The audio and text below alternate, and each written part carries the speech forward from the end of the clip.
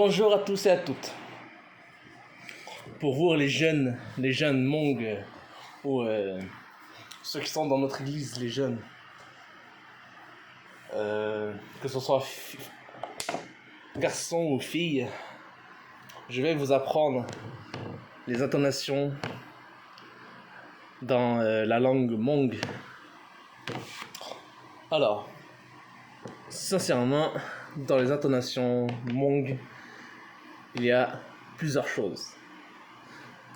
Il y a l'intonation qui est neutre, qui monte, qui redescend, qui monte un peu ou qui descend un peu.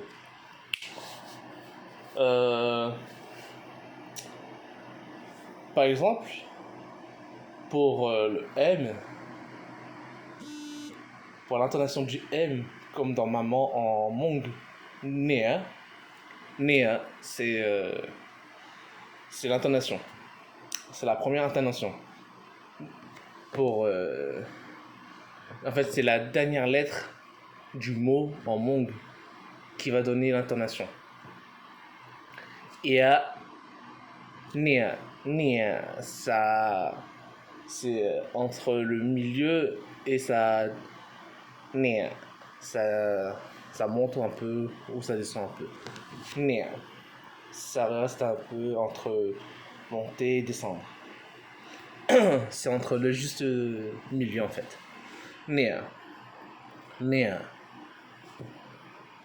En Mont d'Oeuvre, en Mont Blanc, c'est Nea. En Mont Vert, Mont Joie, c'est Na. Na. Ok? Na. Nea. Il y a le I, il y a le voyelle I, bien sûr. En Mont Vert, on supprime la lettre I. On supprime. Ça fait Na. Alors, pour le miroir pour se regarder, bien sûr. Le reflet de son miroir, dans le miroir. C'est des ear.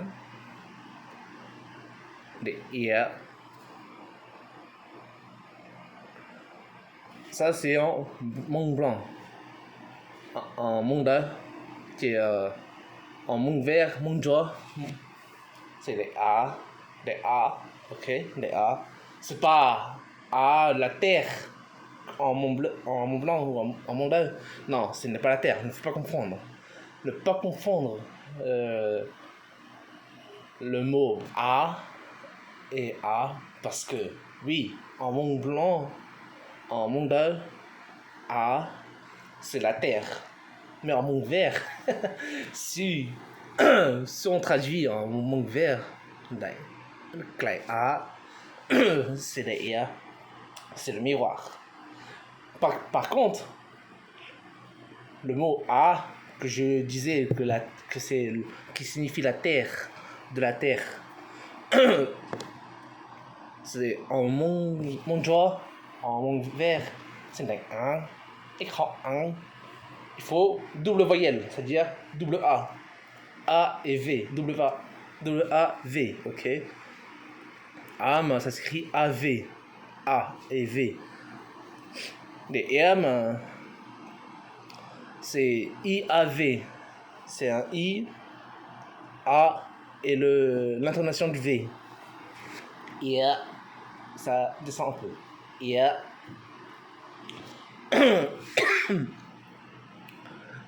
Mot, c'est le M, le U et le S. En Hmong, c'est Tomo, ou. C'est comme ou. C'est le U. C'est le U en Hmong.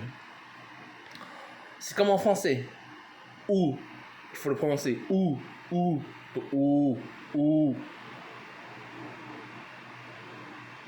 Il faut vraiment ou comme le ou d'un hibou. Ou. Sauf qu'il n'y a pas le H.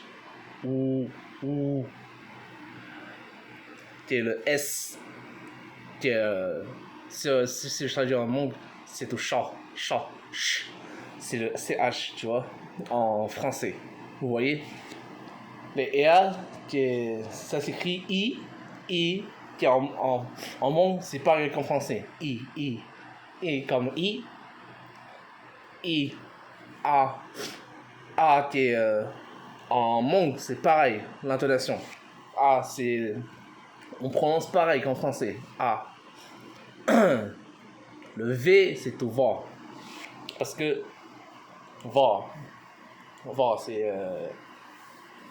Trompé va, là. Va, Kylo. Comme ça. Quand on fait le poulet, coriandre, ciboulette, une fois quand il est sorti de l'eau. Ah oui, Nia, c'est le N-I-A-M. Si je dois traduire les écritures en Hmong, c'est au Na, au E, au A et au Ma. Ma, comme dans maman, qui est Ma.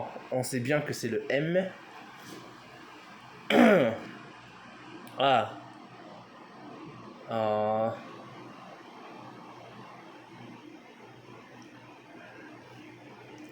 Par exemple, pour dire Nyanjon, bonjour. Nyanjon, vous l'écrivez le N, le Y, le O et le B. Espace Z-O. Qui pour faire la syllabe pour le son nya. En français, on utilise le G et le N. Gne. Quand dans champignon, nyanjon qui est pour nous, pour faire le son nyan,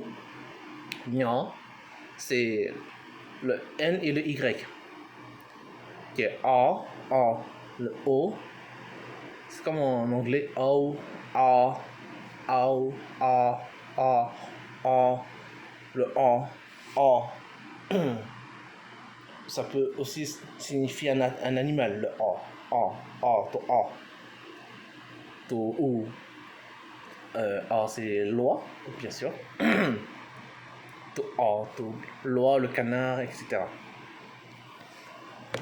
Totiku,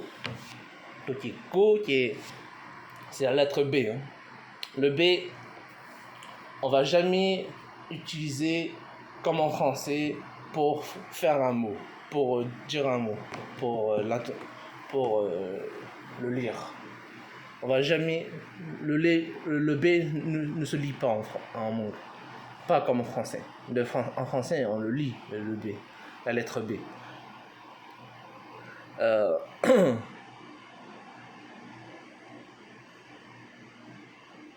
Parce qu'en fait, pour la lettre B, pour faire le son B, on va écrire pas avec le B, mais avec le NP.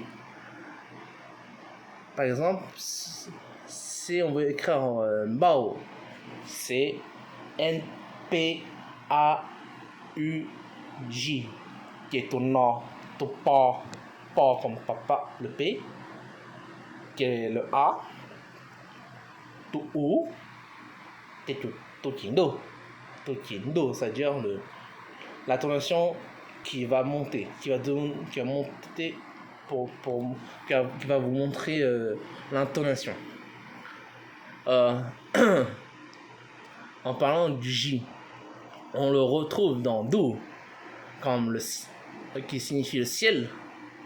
Do, Lundo, le ciel, qui est on l'écrit bien sûr pour faire le son Do. On peut utiliser le D ou le NT. Le NT comme Do, comme dans Do. Oui, on peut trouver dans Do, ça s'écrit N-T-U-J. Ok? Do. Non, Ta ou Do. Attends.